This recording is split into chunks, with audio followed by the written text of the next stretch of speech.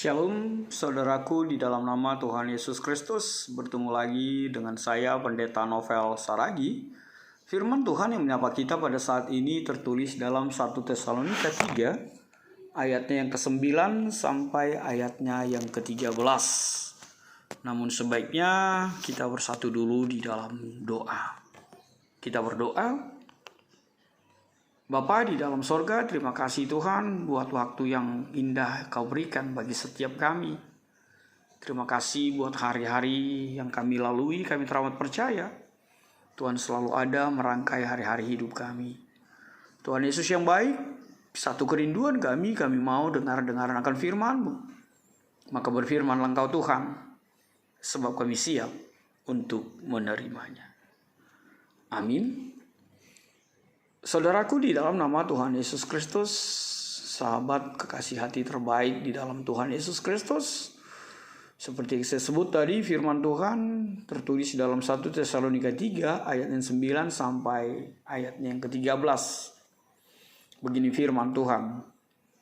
Sebab ucapan syukur apakah yang dapat kami persembahkan kepada Allah atas segala sukacita yang kami peroleh karena kamu di hadapan Allah kita. Siang malam kami berdoa sungguh-sungguh supaya kita bertemu muka dengan muka dan menambahkan apa yang masih kurang pada imanmu. Kiranya Dia, Allah dan Bapa kita dan Yesus Tuhan kita membukakan kami jalan kepadamu. Dan kiranya Tuhan menjadikan kamu bertambah-tambah dan berkelimpahan dalam kasih seorang terhadap yang lain dan terhadap semua orang sama seperti kami juga mengasihi kamu. Kiranya Dia menguatkan hatimu, supaya tak bercacat dan kudus di hadapan Allah dan Bapa kita pada waktu kedatangan Yesus Tuhan kita, dengan semua orang kudusnya. Demikian firman Tuhan. Saudaraku di dalam nama Tuhan Yesus Kristus, pernahkah kita mendengar atau pernahkah kita mengeluarkan sebuah statement, bahagiaku adalah ketika mendengarmu bahagia. Sukacitaku yang terindah adalah ketika mendengar kabarmu baik-baik saja. Aku bahagia kalau engkau juga bahagia. Dan itu menjadi bagian yang dirasakan oleh Paulus juga di dalam kehidupan penginjilannya. Mungkin ada orang yang tidak bahagia, tidak senang ketika orang lain hebat, naik jabatan, atau orang mendapatkan promosi jabatan, atau memiliki rumah baru, mobil baru, dan segala sesuatunya. Firman Tuhan ini menjadi kekuatan bagi kita ketika Paulus mengajarkan bahwa bahagianya juga ternyata yang luar biasa ketika mendengar jemaat Tesalonika berakar bertumbuh di dalam iman yang luar biasa kepada Tuhan Yesus Kristus. Sampai-sampai Paulus mengatakan, ucapan syukur apa lagi yang dapat kami persembahkan kepada Allah atas segala sukacita ini. Paulus sebenarnya mau bilang dengan bahasa kita saat ini, dia speechless. Dia tidak mampu mengucapkan kata-kata sukacita, kata-kata kebahagiaan itu, ucapan syukur itu, sampai-sampai dia tidak bisa merangkai kata. Bagaimana sukacitanya, bagaimana bahagianya? Mendengar dari Timotius, jemaat Tesalonika bertumbuh di dalam kasih, bertumbuh di dalam kepedulian, bertumbuh bahkan di tengah pergumulan yang hebat di tengah-tengah kehidupan mereka. Sebab apa? Sebab jemaat Tesalonika ini adalah jemaat yang diberkati Tuhan melalui Paulus. Sebab dia mendirikan jemaat Tesalonika ini, tapi ketika dia mendirikan gereja jemaat Tesalonika pada perjalanan misionernya yang kedua, pelayanannya di sana dihentikan sebelum waktunya karena terjadi pergolakan, karena terjadi permusuhan di kalangan orang Yahudi. Itu bisa kita lihat di dalam Kisah Para Rasul 17 ayat 1 sampai ayat 9. Dan kitab ini ditulis Paulus tahun 51 Masehi. Itu membuat Paulus meninggalkan Tesalonika dan dia pergi meninggalkan jemaat Tesalonika itu di dalam proses sebuah pertumbuhan iman. Lalu dia menyuruh Timotius, anak baptisnya, anak didiknya, untuk melihat jemaat Tesalonika. Dan ternyata berita yang disampaikan oleh Timotius setelah mereka berjumpa tidak lain adalah bahwa begitu luar biasanya jemaat Tesalonika itu bertumbuh di dalam Tuhan. Makanya itu sukacita yang terbesar bagi seorang Paulus. Bahkan dia mengatakan, siang malam kami berdoa sungguh-sungguh supaya kita bisa bertemu muka dengan muka. Lihatlah kerinduan Paulus itu. Kerinduannya yang sangat untuk bertemu kembali dengan jemaat Tesalonika. Dia mau pertemuan itu terjadi dan terjalin kembali. Memang itulah yang terindah buat setiap pribadi yang berkasih-kasihan di dalam Tuhan Yesus Kristus, yang dijalin dengan kasih yang dikenal di dalam nama Tuhan Yesus Kristus. Pastilah kerinduan untuk bertemu muka dengan muka, untuk bertatap muka, menjadi kerinduan yang sangat di dalam kehidupannya. Dan Paulus juga mengalami hal itu. Bahkan dia berkata, dia berdoa sungguh-sungguh. Mungkin itu menjadi sebuah kekuatan juga buat kita untuk merindukan pertemuan-pertemuan dengan orang yang kita kasihi di dalam Kristus. Berdoalah dengan sungguh-sungguh. Mintalah kepada Tuhan. Sehingga pertemuan itu akan Tuhan nyatakan, akan Tuhan hadirkan dalam kehidupanmu. Sebab kita teramat percaya doa yang sungguh-sungguh akan diberkati Tuhan, didengar Tuhan, dan Tuhan akan mengabulkan di dalam kehidupan kita. Bahkan hal yang luar biasa bukan hanya bicara tentang sebuah pertemuan yang indah di dalam Tuhan, tapi Paulus yang kedua ingin menegaskan, ketika tatap muka itu, ketika pertemuan itu terjadi, dia mau menambahkan apa yang masih kurang pada iman. Kita melihat di ayat yang ke-10 itu. Bertemu muka dengan muka dan menambahkan apa yang masih kurang pada iman. Artinya apa? Pertemuan itu menjadi kekuatan bagi Paulus juga untuk saling meneguhkan iman, untuk saling menguatkan, untuk saling berada di dalam iman yang teguh kepada Yesus dalam kehidupan. Sehingga pertemuan itu sangat berarti. Sehingga pertemuan itu sangat-sangat menjadi kerinduan bagi seorang Paulus. Sebab bukan hanya bertemu yang menjadi kekuatannya, tapi bagaimana sebuah pertemuan itu bisa saling menumbuhkan, bisa saling meneguhkan, bisa saling lebih lagi berada di dalam iman yang sama kepada Yesus Kristus Tuhan kita.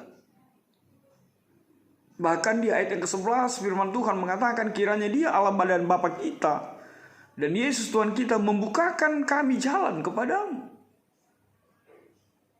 Doa Paulus yang tulus. Bahkan Paulus menegaskan dan mengajarkan bagi setiap kita, biarlah setiap rencana kita serahkan kepada Tuhan yang bertata di singgasananya. Sebab hanya karena rencana Tuhanlah, sebab hanya karena seizin Tuhanlah, sebab hanya karena waktu Tuhanlah, kita bisa mencapai, kita bisa mendapatkan apa yang menjadi kerinduan kita di dalam kehidupan kita. Dan semakin luar biasa sekali kebenaran firman Tuhan pada saat ini menyatakan pengharapan dari seorang Paulus itu. Ketika dia mendengar bagaimana Timotius menyampaikan berita tentang Tesalonika, pengharapan Paulus bertambah-tambah lagi dengan mengatakan, kiranya Tuhan menjadikan kamu bertambah-tambah dan berkelimpahan dalam kasih seorang terhadap yang lain. Itu hal yang pertama.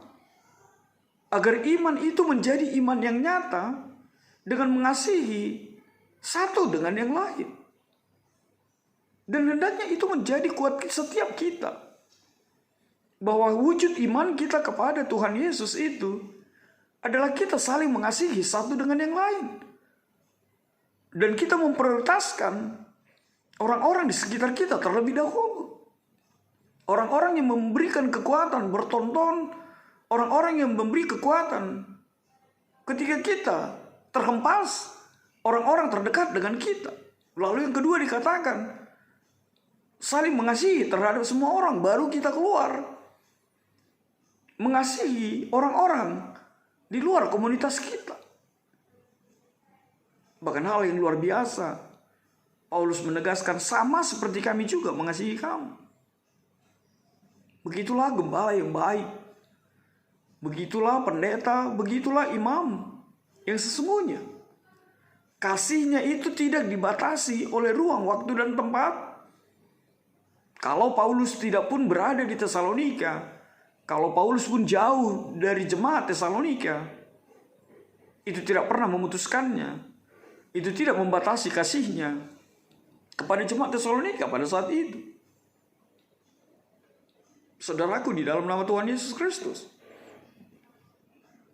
tema kita pada saat ini mengantar kita bagaimana kita menjaga kekudusan ketika kita menanti kedatangan Allah, kedatangan Tuhan Yesus yang kedua kali dalam kehidupan kita. Paulus berpesan bagi setiap kita agar menjaga kekudusan.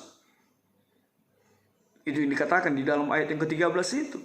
Kiranya dia menguatkan hatimu supaya tak bercacat dan kudus di hadapan Allah dan Bapa kita pada waktu kedatangan Yesus Tuhan kita dengan semua orang-orang kudusnya. Artinya apa? Ayat 13 ingin mengatakan, sebab memang kita tidak bisa kudus kalau bukan Allahmu yang menguduskan. Kalau bukan Allah yang memberi kekudusan itu di dalam kehidupan kita. Oleh sebab itu Tuhan melalui Paulus mau mengatakan, menegaskan, biarlah kita selalu berharap, biarlah kita selalu meminta kepada Tuhan agar Tuhan menguatkan kita. Kedapatan tidak bercacat, kedapatan kudus. Ketika Yesus datang kedua kali menjemput kita, sehingga kita semakin dilayakkan memperoleh sorga yang nyata dalam kehidupan kita. Dan ini adalah khotbah di Advent yang pertama. Apa yang bisa kita tegaskan dalam firman Tuhan pada saat ini? Refleksi yang pertama, biarlah setiap iman kita tetap berakar, bertumbuh, dan berbuah meski berada di berbagai tantangan, berada di dalam godaan dan pergumulan dari dunia ini.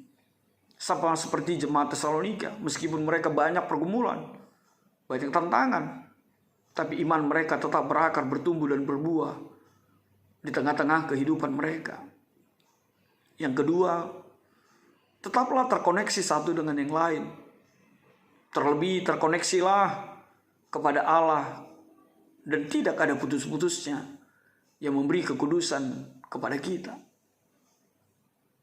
Yang ketiga, saudaraku, di dalam nama Tuhan Yesus Kristus, hendaklah berita tentangmu, berita tentang gerejamu, berita tentang persekutuanmu adalah sebuah berita sukacita yang membuat orang lain bersukacita. Terlebih membuat Yesus bersukacita, memiliki pribadi, memiliki gereja, memiliki persekutuan. Seperti apa yang kau alami dalam kehidupanmu. Yang terakhir, nantikanlah Tuhan dengan hidup kudus. Tetaplah meminta kekuatan, kekudusan dari Tuhan. Sehingga ketika Tuhan datang, seperti firman Tuhan, kita kedapatan tidak bercela. Kita kedapatan tetap hidup kudus. Kekudusan yang bersumber dari Tuhan. Amin. Kita bersatu dalam doa. Bapa di dalam sorga, terima kasih Tuhan buat kebenaran firman-Mu. Biarlah firman-Mu menjadi kuat setiap kami, sehingga berita tentang kami adalah berita sukacita bagi orang lain, sebab kami bertumbuh Hanya di dalam iman percaya kepada Tuhan Yesus saja. Dalam kasih-Mu Tuhan, kami berdoa dan mengucap syukur. Enyahkanlah Tuhan virus corona ini. Amin.